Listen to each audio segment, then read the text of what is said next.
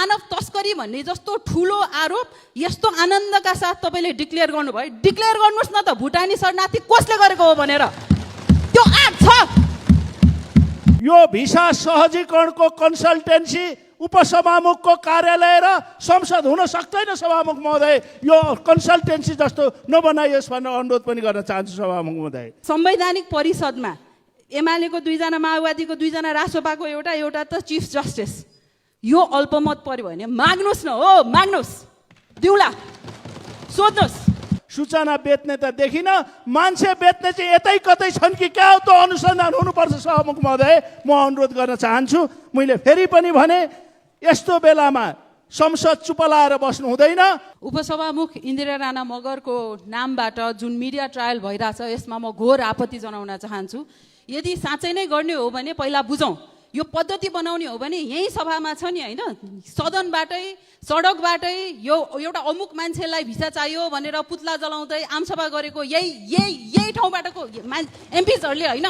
यदि हामीले आचरणको कुरा गर्छौँ भने ल गरौँ, सबैजनाको आचरण हेरौँ, सबैजनाको लेटर प्याडबाट के निस्किया छ हेरौँ र साँच्चै पद्धति बनाऊ।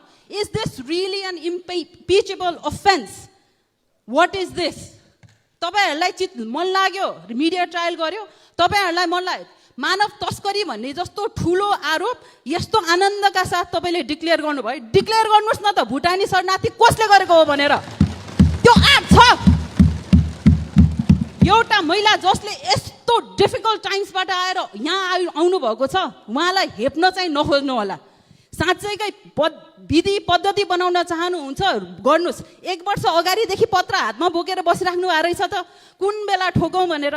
यो सभामुख महोदय यो साँच्चैकै छानबिन गर्ने भने गरोस्, पार्टी पनि तयार छ, तर प्रपर तरिकाले गर्छ। यो ल्याङल्याङ मिडिया ट्रायल गरेर एकदमै नरेटिभ एउटा बनाउने, न राम्रो पद्धति बनाउने, एउटा मान्छेको चरित्र हत्या गर्ने, त्यो पनि किन?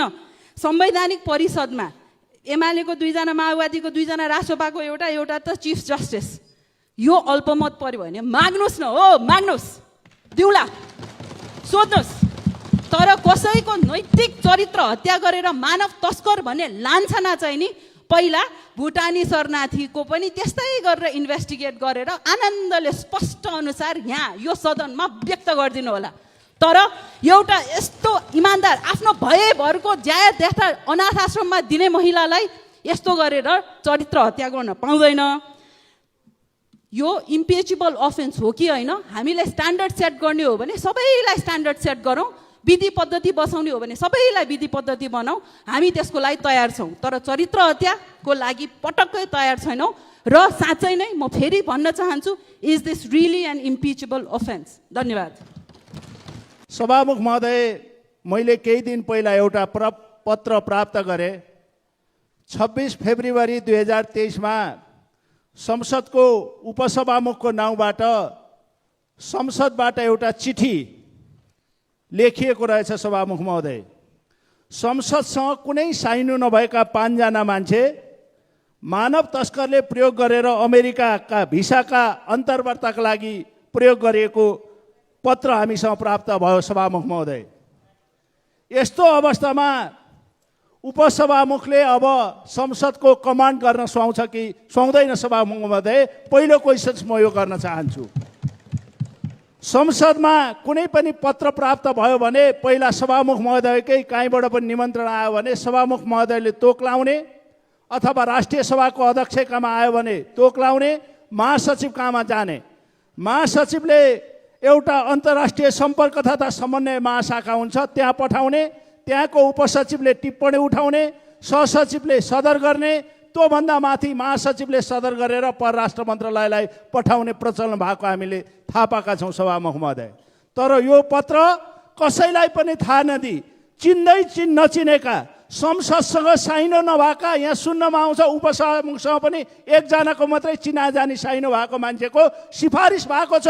यो कसले किन के प्रयोजनका लागि गरेको संसदको मात्र होइन देशको अपमान भयो सभामुख महोदय। यसमा छानबिन हुनुपर्छ भनेर अनुरोध गर्न चाहन्छु। यस्तो बेलामा प्रतिरक्षाको तुरुप देखाएर फेरि पनि भने जग हँसाउनु भन्दा संसदभन्दा बाहिर बसेर सहयोग गरेर यसलाई छानबिन गर्न सहयोग गर्नुपर्छ भनेर म अनुरोध गर्न चाहन्छु सभामुख महोदय।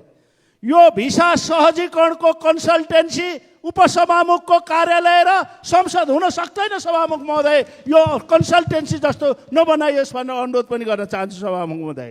मैले सुने आफूसँग पत्र लेखिएका मान्छेहरू उपेन्द्र गौतम, सुषमा लामा, राजेश तामाङ, राजेश लामा, सुजन घरती मगर, धनप्रसाद गुरुङ महिला अधिकारको कार्यक्रममा जाने भनेर उल्लेख गरिएको रहेछ, जसको महिला अधिकारसँग कुनै साइनो सम्बन्ध छैन सभामुख महोदय।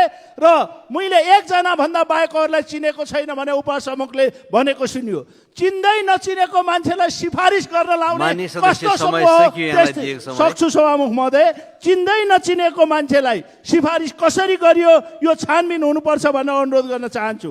केही समय पहिला एकजना मन्त्रीले अमेरिका लान सिफारिस गरेका आधारमा राजीनामा दिनु परेको थियो। सभामुख म अनुरोध गर्न चाहन्छु सभामुखलाई पनि संसदलाई पनि यति अपमानजनक हुने गरी मानव तस्करले प्रयोग गरेर भोलि पैसा लिएर यो काम गरियो भने हाम्रो संसदको इज्जत कहाँ रहने हो सभामुख महोदय? यसमा निष्पक्ष छानबिनका लागि सभामुख मार्फत अनुरोध गर्न चाहन्छु। होइन भने सभामुख महोदय म अनुरोध गर्न चाहन्छु उपसभामुखले अब यो सूचना बेच्ने यहाँ कहीँ छन् भने कुनै एकजना मान्छेले भनेको सुनेको थिएँ संसदभित्रै छन् भनेर। सूचना बेच्ने त देखिनँ, मान्छे बेच्ने चाहिँ यतै कतै छन् कि क्या हो त अनुसन्धान हुनुपर्छ सभामुख महोदय। म अनुरोध गर्न चाहन्छु। मैले फेरि पनि भने यस्तो बेलामा संसद चुप लाएर बस्नु हुँदैन। म अनुरोध गर्न चाहन्छु उपसभामुखज्यूलाई संसद र उहाँको इज्जतका लागि संसदको बाटोबाट अथवा संसदबाट टाप कस्ने बेस हुन्छ जस्तो लाग्छ। धन्यवाद।